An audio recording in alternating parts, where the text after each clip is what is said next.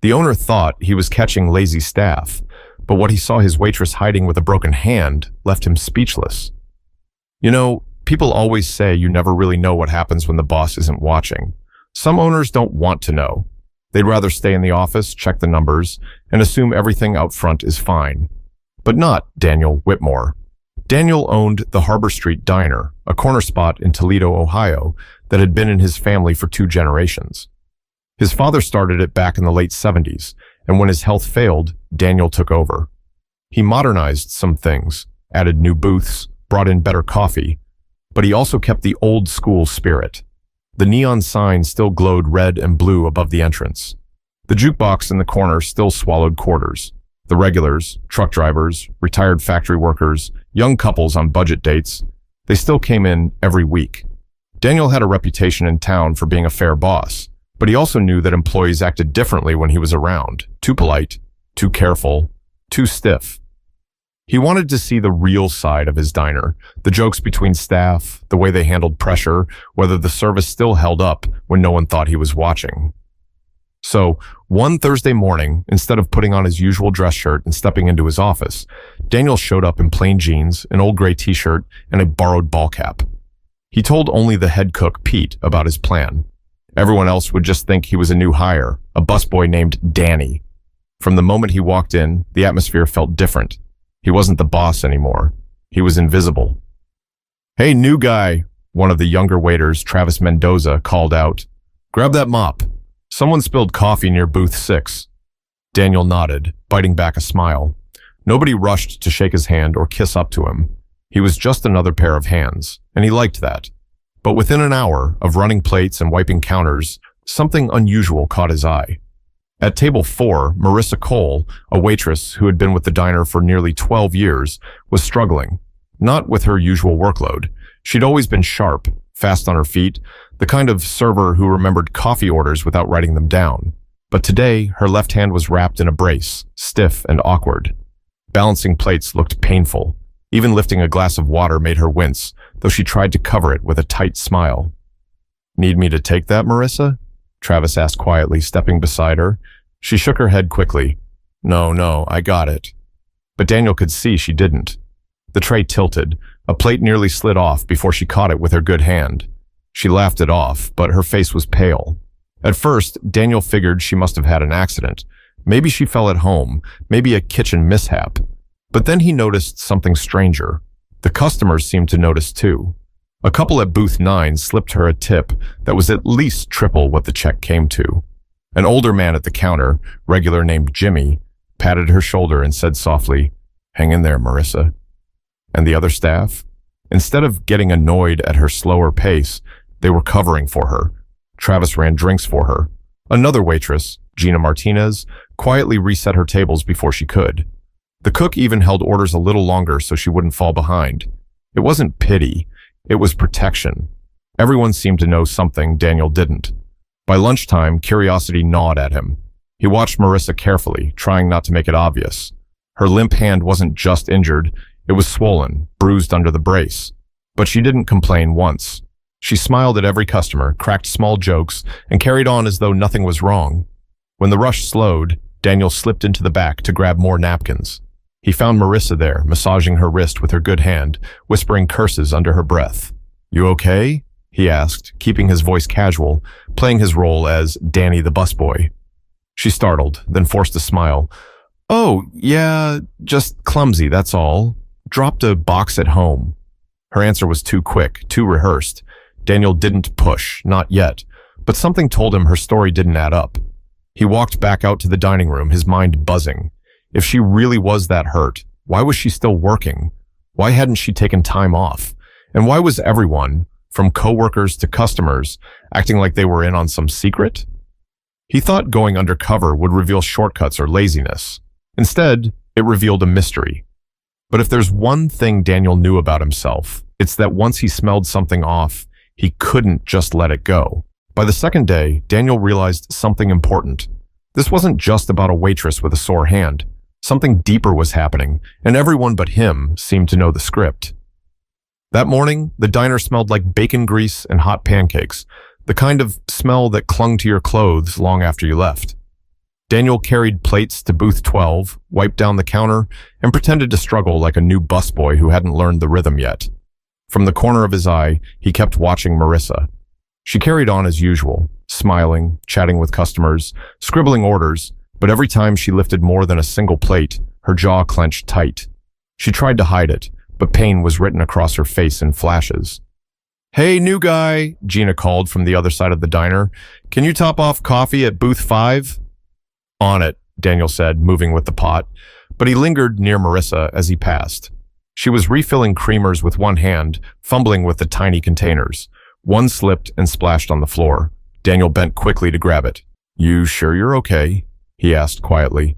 Marissa glanced around like she was afraid someone else might overhear. "Fine," she whispered, then louder, with a bright smile. "Thanks, Danny." That was her routine, pain in private, cheer in public. But what unsettled Daniel even more was how naturally the staff adjusted around her. Travis picked up a heavy tray without being asked. Gina swapped shifts so Marissa wouldn't have to close. Pete the cook slid her smaller orders, easy ones she could manage. It wasn't favoritism. Nobody resented her. If anything, they seemed protective, almost loyal. And the customers, that part gnawed at him.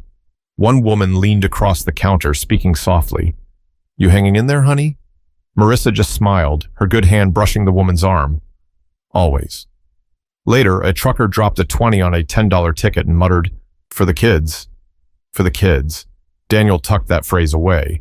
He didn't know if the man meant her kids or someone else's, but it was another piece of a puzzle he couldn't solve yet. When the lunch crowd thinned, Daniel bussed dishes beside Travis. He decided to fish for information. "So, what's her story?" he asked casually, tilting his chin toward Marissa.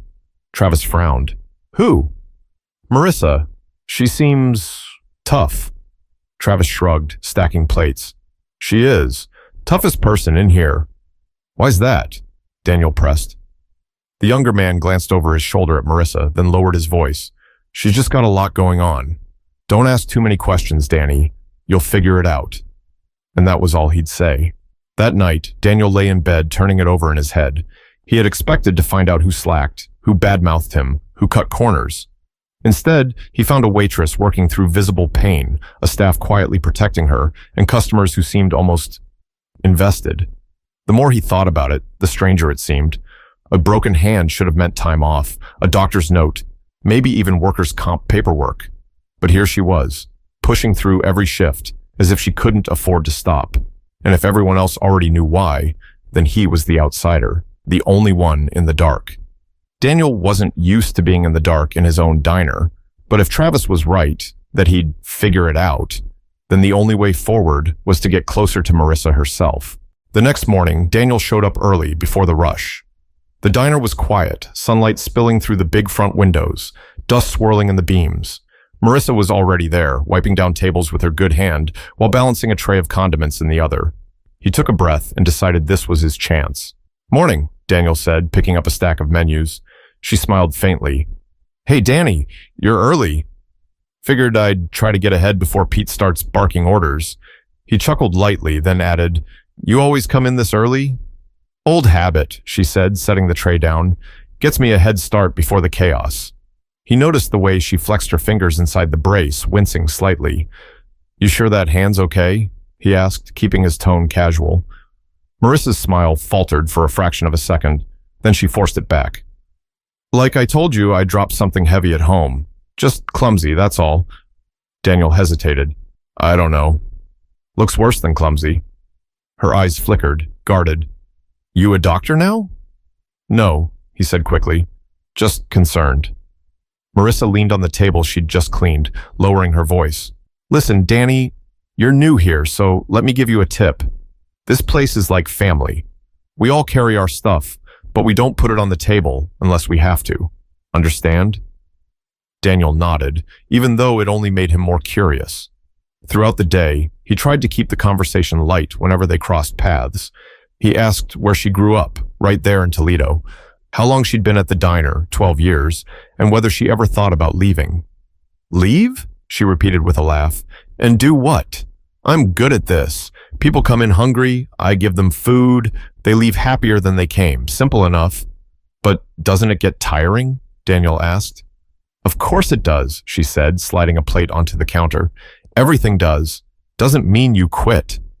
There was grit in her voice, like someone who had lived through storms Daniel couldn't see yet. Later, during the afternoon lull, Daniel caught her in the back again, carefully wrapping a fresh bandage under her brace. He stepped closer. You sure you shouldn't be resting that hand? Marissa exhaled, clearly annoyed. Danny, I appreciate your concern, but I can't afford to rest. Why not? She shot him a sharp look, then softened. Because people depend on me, that's why. He wanted to ask who, her kids, her parents, a friend, but before he could, Gina popped her head in. Marissa, table 8's asking for you. Marissa slipped the brace back on, straightened her shoulders, and walked out like nothing was wrong. Daniel stayed behind, staring at the counter where she'd left a crumpled prescription slip. He couldn't make out the doctor's name, but he saw enough. Follow-up required. So she had seen a doctor, and yet she was still working double shifts. That night, after closing, Daniel was mopping near the booths when Marissa sat down at the counter, looking exhausted. She rubbed her temples with her good hand. Without thinking too much, he walked over and said, You ever think about asking for help? Marissa chuckled dryly. Help costs money, money I don't have. Daniel tilted his head. But you've got people here who care about you. I see it. For the first time, her eyes softened, and she looked at him, really looked. You notice a lot for a busboy. He smiled faintly. Maybe more than I should. Marissa shook her head, a small smile tugging at her lips despite her exhaustion. You're nosy, Danny. Careful with that. Curiosity doesn't always get you answers. It just gets you deeper in someone else's mess. But Daniel couldn't help himself, because by now he was sure her mess was bigger than a broken hand. Friday nights were always chaos at Harbor Street Diner. The high school football game had just ended, so the place was packed with teenagers in jerseys, parents trying to corral kids, and regulars who came in every week for burgers and pie. Daniel had been bussing tables non-stop for an hour when he saw Marissa weaving through the crowd, balancing a tray stacked with burgers and fries. Her good hand gripped the edge tight, her injured one struggling to steady the weight. He could see the tremor in her wrist from across the room. Marissa, let me grab that, Travis said, rushing over. No, I've got it, she snapped, sharper than usual. Her face was flushed, sweat beading on her forehead, but she didn't have it. Halfway to the table, the tray tilted. A basket of fries slid off, scattering across the tile. A glass of soda toppled, spilling down a customer's lap. Gasps rippled through the diner. Marissa froze, her chest rising and falling fast. For a second, Daniel thought she might burst into tears, but then she forced a shaky smile, grabbed napkins with her good hand, and started apologizing. I'm so sorry, folks. I'll fix this right away. No charge. The family at the booth smiled kindly, but their eyes lingered on her brace. One of the kids whispered to their mom, who reached out and touched Marissa's arm gently. It's all right, honey. Don't hurt yourself. Daniel moved quickly, cleaning up the mess before it spread. As he crouched, he glanced up and caught something he hadn't seen before. Marissa's expression when she thought no one was looking. It wasn't just pain, it was fear. When the crowd thinned a little, he found her in the back, sitting on a stool with her head in her hands. Travis was beside her, speaking in a low voice. You can't keep this up, Marissa. You're gonna hurt yourself worse. I don't have a choice, she whispered back. You do. Take a break. Tell someone. Drop it, Travis. Please. Her voice cracked on the last word. Daniel stayed just out of sight, his stomach twisting. Later that night, when they were closing up, Marissa stayed behind to roll silverware, even though her injured hand moved slowly, each motion stiff. Daniel approached, setting down a stack of menus. You should have let someone else handle that tray earlier, he said gently. Marissa shot him a tired smile. Customers don't come here to see me drop food. Customers also don't want to see you hurt. She shrugged. I'll heal, that's life. Her words were strong, but her eyes gave her away. They were glassy, rimmed with exhaustion. Daniel leaned on the counter, lowering his voice. Marissa, whatever's going on, it's not just about a broken hand, is it? For a moment, she said nothing, just stared at him like she was deciding whether to tell the truth. Then, just as quickly, she looked away. You ask too many questions, Danny. She stood up, grabbed the silverware basket, and walked off before he could say more. That night, Daniel couldn't sleep. He kept replaying the scene, the tray tipping, the way her coworkers shielded her, the way the customers treated her like she carried more weight than anyone could see. He had gone undercover expecting to catch laziness or gossip. Instead, he saw loyalty, pain, and a secret no one was willing to share. But the tray incident had shown him one thing. Marissa was at her breaking point, and if he didn't find out why soon, something far worse might happen. Saturday night, after the last table cleared and the neon sign flickered off, Daniel lingered in the parking lot, leaning against his car. The autumn air was cool, carrying the faint smell of fryer oil from the diner's vent. He watched as Marissa stepped outside, clutching her purse to her chest, walking slower than usual. She glanced around before heading toward the bus stop down the street. Daniel hesitated. Part of him knew it wasn't his business. He could have gone home, come, slept, and kept pretending to be Danny the busboy. But something about the way she hunched her shoulders, the way she clutched that purse like it was armor, wouldn't let him leave. He followed, keeping a respectful distance. The bus ride was short. She got off near a worn-down apartment complex just west of downtown Toledo. The building had peeling paint, busted mailboxes, and a flickering hallway light that buzzed overhead. She climbed the stairs slowly, her brace tapping against the railing. Daniel stayed outside, unsure what to do. He felt like an intruder, but then he saw it, through the thin curtains of a second-floor window. Marissa set her bag down and two small kids rushed toward her. A boy, maybe 8. A girl, a little younger. They wrapped themselves around her waist, careful of her injured hand. "Mom!" they shouted in unison. Marissa bent down, kissing their heads. "I'm home, babies." Daniel's chest tightened. The pieces clicked into place. The extra tips, the staff covering for her. For the kids comment. Marissa wasn't just working through pain, she was surviving for her children. But then came something that chilled him. As she helped the kids with what looked like homework on the table, the boy reached for her brace. "Does it still hurt, Mom?" "A little," she admitted softly, "but I'll be fine." "How'd it happen again?" he asked innocently. Her eyes flickered toward the door. She hesitated, then whispered, "Don't worry about it. Just let's finish your math, okay?" Daniel frowned. That pause, that glance at the door, it wasn't the reaction of someone who dropped a box at home. It was the reaction of someone afraid. He stood frozen on the sidewalk, torn between leaving and knocking on the door. But before he could decide, the sound of heavy footsteps echoed from down the block. A man rounded the corner, broad-shouldered, rough around the edges, his shirt stained, his movements slow like he'd had a few drinks. Marissa's curtains shifted. She moved quickly, ushering her kids into the bedroom. Seconds later, the man banged on the door. "Marissa, open up!" Daniel's fists clenched at his sides. He could hear the man's voice, low but sharp, through the thin apartment walls. Marissa cracked the door open just enough to step outside. "You need to go," she said firmly, trying to keep her voice down. "I just want to talk," the man slurred. "You've had enough talking." Her tone was steady, but her injured hand was trembling at her side. The man leaned closer. "What, you think you can keep me away? You think some little brace is going to stop me?" Daniel's gut twisted. That was it. That was the truth behind her injury. Marissa stood her ground, whispering fiercely, "If you come back here again, I'll call the police. You hear me?" The man scoffed, muttered something Daniel couldn't make out, then staggered back down the stairs, disappearing into the night. Marissa waited until he was gone, then slipped back inside. Through the curtain, Daniel saw her collapse onto the couch, head in her hands. He felt like he couldn't breathe.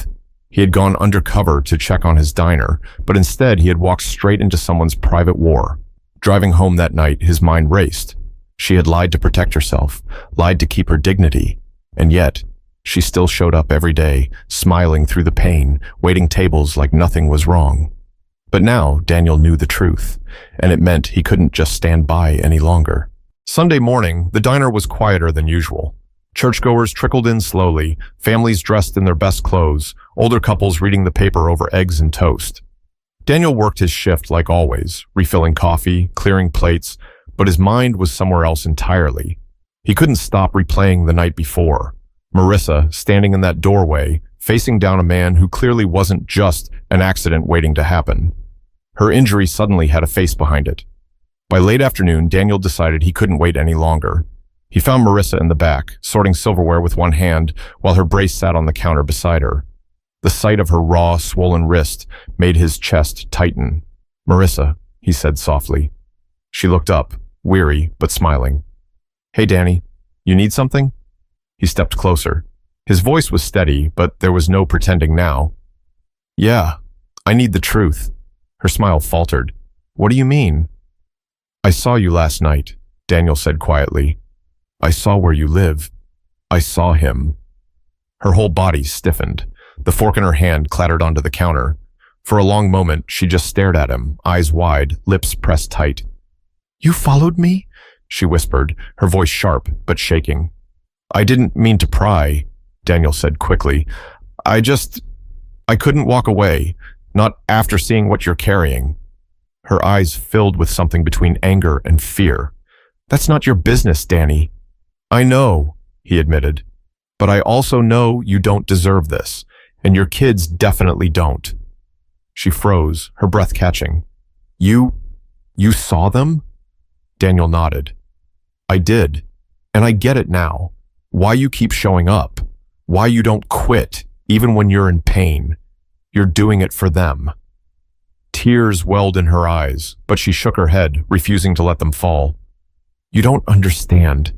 If I tell anyone, if I make noise, he'll make it worse. Daniel leaned closer, lowering his voice. Marissa, you don't have to fight this alone. She swallowed hard, her good hand trembling on the counter. Why do you even care? You've known me a week. For the first time since he'd gone undercover, Daniel pulled off his cap and straightened his shoulders. His voice shifted, no longer the shy busboy. Because I'm not just Danny. My name is Daniel Whitmore. I own this diner. Silence. Marissa's eyes widened, her face flushing with shock and betrayal. You what? I went undercover to see how my staff worked when I wasn't around, he explained. I thought I'd find laziness, maybe gossip. Instead, I found you. Her mouth opened, but no words came out. She took a step back like she'd been slapped. So all this time you've been spying on me? Not on you, Daniel said firmly. On the diner. But yes, I saw more than I expected, and now I can't ignore it. Marissa shook her head, tears finally spilling over. You don't get it. You might own this place, but you don't own my life. I don't need your pity. Daniel's voice softened. This isn't pity. It's respect. I see how strong you are, but even the strongest people break if they never get help. She turned away, wiping her face with the back of her hand. For a long while, she didn't speak.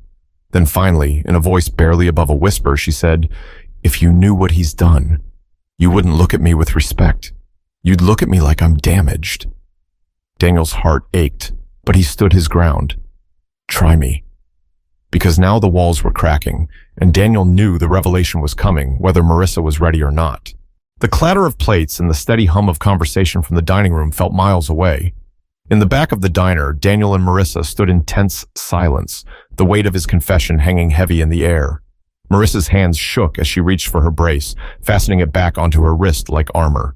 Her eyes glistened, but she refused to meet his.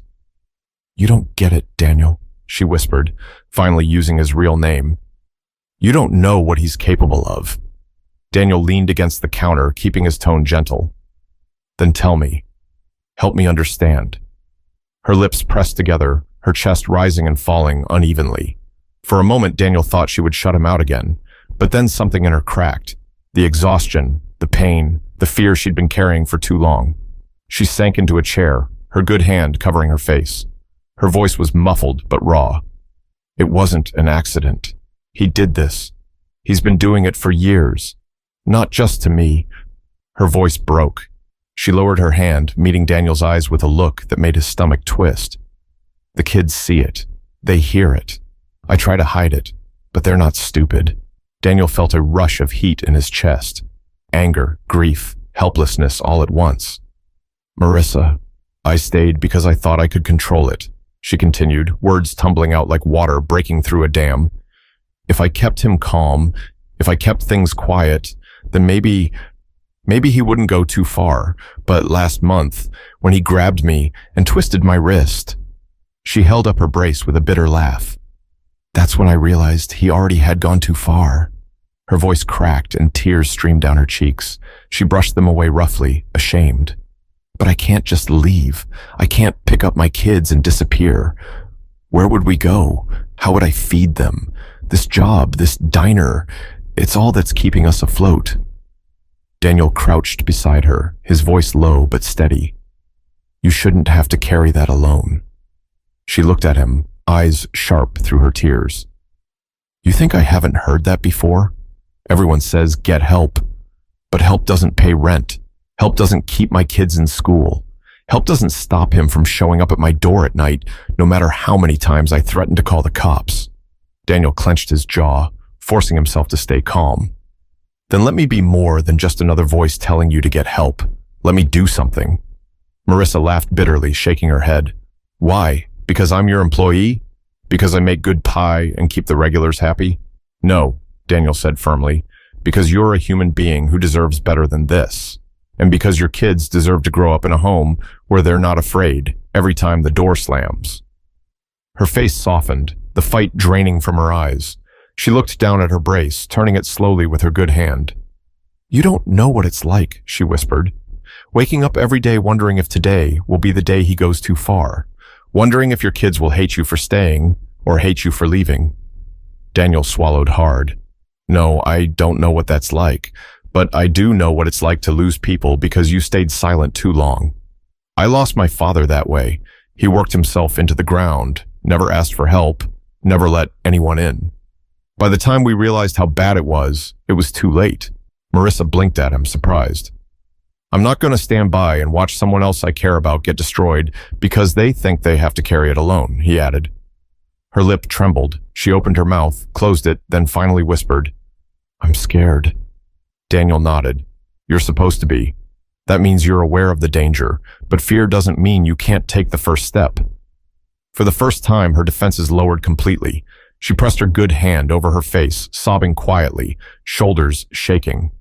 Daniel stayed beside her, not touching, just being there until she calmed. When she finally looked at him again, her eyes were red but clearer. If I do this, if I try to leave him, you promise me you won't let me fall? Daniel met her gaze without hesitation. I promise. And with that, the secret she'd carried for years wasn't hers alone anymore, and Daniel knew the real work was just beginning. The following week felt different inside the Harbor Street diner. The same clinking of silverware, the same hiss from the griddle, the same regulars ordering black coffee and blueberry pie. But for Daniel and Marissa, everything had shifted. After their late-night conversation, Daniel had made good on his promise. He didn't push her to go to the police right away, didn't force her into choices she wasn't ready for. Instead, he started small. He connected her with a women's shelter director he knew from church. Quietly, without fanfare, he worked behind the scenes to make sure she and her kids had options when the time came. In the diner, he made one decision immediately. Marissa wouldn't lose a dime for taking time off. He quietly adjusted the payroll, telling her, call it sick leave, no arguments. At first, she resisted. I don't want charity, she said firmly, her eyes flashing. This isn't charity, Daniel told her. It's me doing what any decent boss should have done weeks ago, take care of his people. Marissa didn't respond right away, but later that shift, he caught her wiping tears in the supply closet. She thought no one saw. The staff noticed the change too. Travis carried more trays without complaint. Gina doubled up on tables when Marissa needed to rest. Even Pete the cook slipped free meals into her takeout bag at the end of the night. The diner, which had always been a workplace, began to feel like a shield around her. One evening, as the rush wound down, Marissa approached Daniel at the counter. She looked tired, but lighter somehow, like a weight had shifted. You know, she said softly, when you told me who you were, I felt betrayed. Like you'd been watching me, judging me. But now, I realize you were actually seeing me, really seeing me. And nobody's done that in a long time. Daniel nodded. Sometimes we spend so long surviving that we forget we deserve to be seen. Marissa gave a small, grateful smile. I'm not ready for every step yet, but I'm ready for the first one. And that's because you didn't let me face this alone. For Daniel, it was a moment of clarity. He had gone undercover expecting to learn about his diner. Instead, he learned about people, their strength, their pain, and the difference one act of compassion could make. That night, as he locked up, he thought about his father. about the diner, about how easy it would have been to stay in the office, to let Marissa carry her secret until it destroyed her. But stepping into the shoes of a busboy, he'd seen more than he ever could have from behind his desk. And maybe that was the lesson. Real leadership wasn't about numbers or policies. It was about paying attention, about noticing when someone was drowning, even if they were smiling while they sank. A week later, Marissa took her kids by the hand and walked into the shelter director's office Daniel had arranged for her. It wasn't the end of her story, not by a long shot, but it was a beginning. And when she came back to the diner a few days later, smiling with tired but hopeful eyes, Daniel knew she wasn't just surviving anymore. She was fighting to live. Because sometimes the strongest thing a person can do isn't to keep going. It's to finally ask for help. And that's where I'll leave you with this story. If you're listening right now and this hit home for you, remember this. You never know what battles the people around you are fighting. Look closer. Be present. And if you have the chance to step in and lighten someone's load, don't hesitate. If you've ever been through something like Marissa, or know someone who has, don't stay silent. Reach out. There are shelters, hotlines, and people willing to help. And if you want more stories like this, real stories that show the power of compassion, make sure you subscribe and share this video with someone who needs to hear it. Because maybe the reminder someone needs right now is simple. You don't have to carry it alone.